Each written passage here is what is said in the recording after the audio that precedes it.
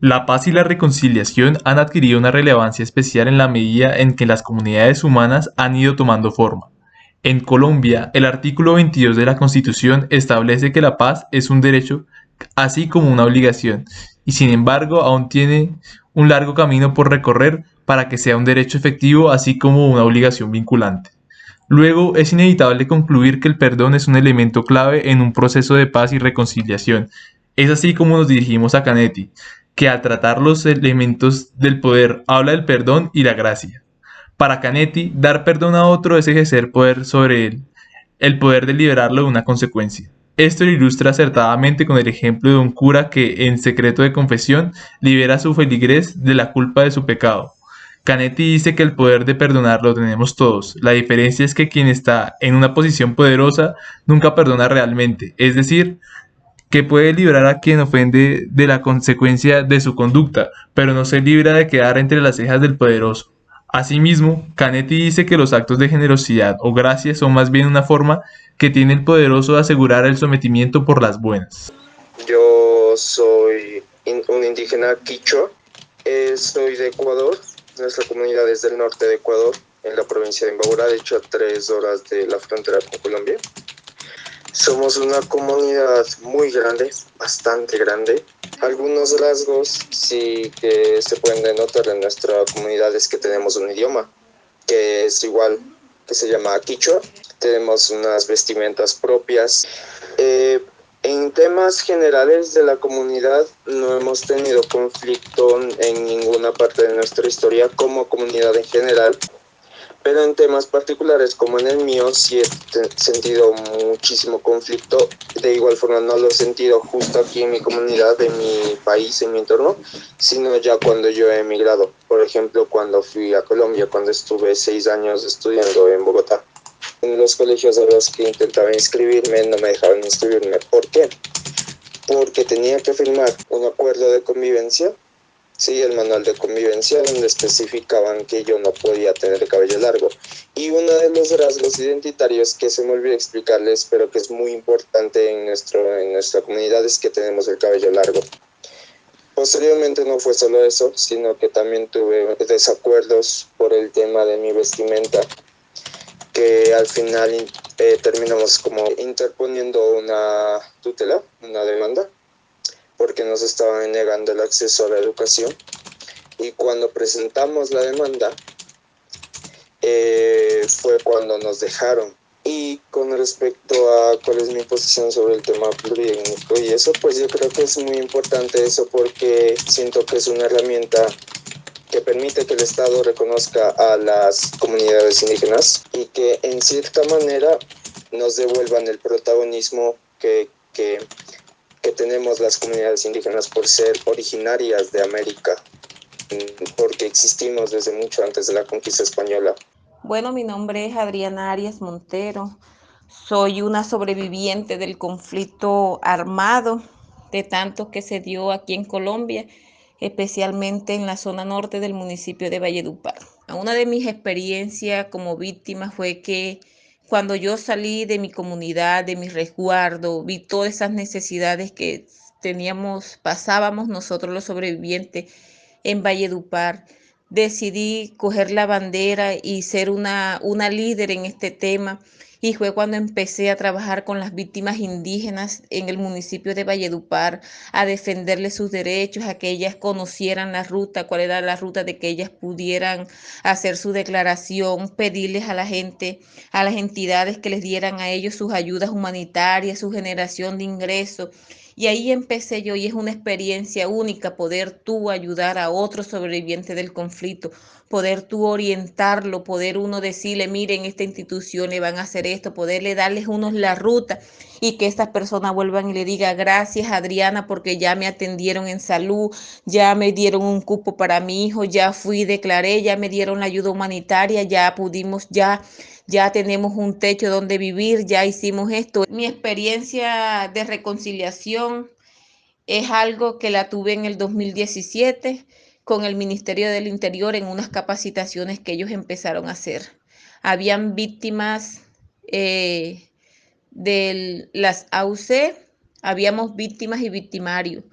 en un proceso de reconciliación con mujeres que estuvieron en un grupo armado, ya sea de las AUC o de la FARC, pero primero nos empezaron a hacer un diálogo, unos talleres que primero entrábamos las mujeres víctimas y luego entraban ellas. Pero nosotras nunca supimos, al comienzo cuando veíamos las mujeres decíamos, bueno, ellas entraban después que salíamos nosotros, pero nosotros, otro grupo decíamos nosotras. Cuando ya nos juntaron y nos presentaron, ellas se presentaron, dijeron, yo fui integrante de la FARC, yo fui integrante de las AUC.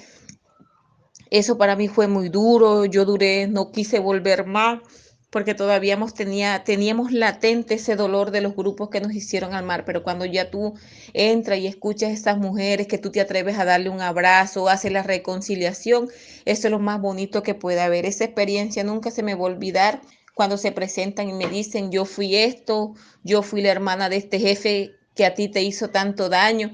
Poder uno perdonar a esas personas aunque no tienen la culpa, poder abrazar y mirarles y decirle a la cara, perdonamos a eso. Ese es un proceso muy bonito de reconciliación y que hemos hecho, pero sí hay que recalcar que cuando uno hace un trabajo psicosocial, que tú entiendes la verdadera reconciliación, hasta dónde puedes llegar tú, hasta con la peor persona que te haya hecho el peor mal, tú lo entiendes y tú puedes trabajar con eso.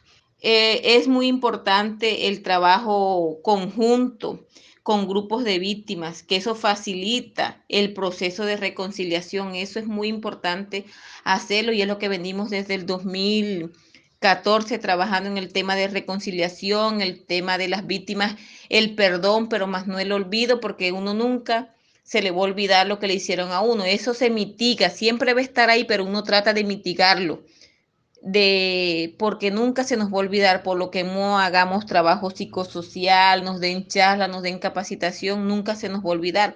Pero vuelvo y lo digo, se mitiga y uno aprende a vivir con eso. Y es muy importante que las víctimas aprendamos a perdonar, porque ellos también son víctimas, fueron víctimas de todo lo que les tocó vivir o alguien, o porque también hay que averiguar por qué ellos decidieron coger el camino equivocado y por qué ellos decidieron hacernos todo lo que nos hicieron a nosotros. Una visión es que nosotros tenemos que aprender a perdonar para tú poder hacer una reconciliación que sea verdadera, que tú tengas tranquilidad, que tengamos tranquilidad en nuestros corazones. Tenemos que aprender a perdonar. Cuando tú perdonas, ya tú puedes, ya tú cambias, ya tú eres otra persona, todo te va a cambiar en tu forma familiar, en tu vida personal, en tu vida cotidiana, en el trabajo, hasta tu salud cambia. Mi comunidad, pues es la comunidad indígena de Los Pastos, que se encuentra al suroccidente de Nariño. No estoy muy segura del número de resguardos, pero creo que son 27 resguardos. La organización sociopolítica, pues dentro de esta comunidad, pues en la mayoría de resguardos siempre está en cabeza del cabildo. Pues la costumbre es realizar una reunión cada mes, pues donde por parte del cabildo y por parte de la comunidad se exponen pues los problemas que tiene la comunidad. Pues dentro de las comunidades indígenas pues siempre se busca tener un equilibrio, ¿no? ¿Qué se hace pues para la resolución de los conflictos? Lo que te digo, pues se trata de buscar un equilibrio pues tanto con la comunidad, y pues lo mismo, ese equilibrio pues está relacionado pues con la tierra, ¿no? Con la madre tierra. Pues desde ese punto, o sea, los castigos, que pues sería pues a la persona que genera un desequilibrio, pues es que tiene que hacer trabajo con la comunidad, ¿sí? Es un trabajo comunitario para que para que con ese trabajo comunitario pues se logre tener un equilibrio. Es así como concluimos que la forma en la que se vive el perdón y la reconciliación en una sociedad puede variar dependiendo del modelo de sociedad que se tenga. En un modelo como el que propone Petit, donde quienes ostenten el poder encuentran muchas dificultades para ejercerlo de manera arbitraria y este se encuentre repartido entre distintas entidades de forma descentralizada y la ley se aplique a todo el mundo por igual y se rija por el principio de libertad como no dominación, El perdón se dará en individuos libres e iguales todos. Entonces, quien perdona no es superior a quien pide perdón, sino que el acto de reconciliarse se da en plena libertad para reparar un daño que se hizo a un igual. En otros modelos de sociedad, donde el poder se encuentra centralizado en un individuo o un grupo de individuos, el poder será más bien una gracia que quien tenga el poder la va a otorgar a quien se encuentre sometido a ese poder. Como decía Canetti, también puede darse el caso en el que el poder se centre en las mayorías, por lo que éstas podrían ejercer un poder arbitrario sobre las minorías, y pasará lo mismo con el perdón si el poder lo tuviera una sola persona. Este podría ser el caso de Ali, cuando por los criterios de una mayoría en el colegio casi no puede estudiar y tuvo casi que suplicar para que lo dejaran entrar al colegio.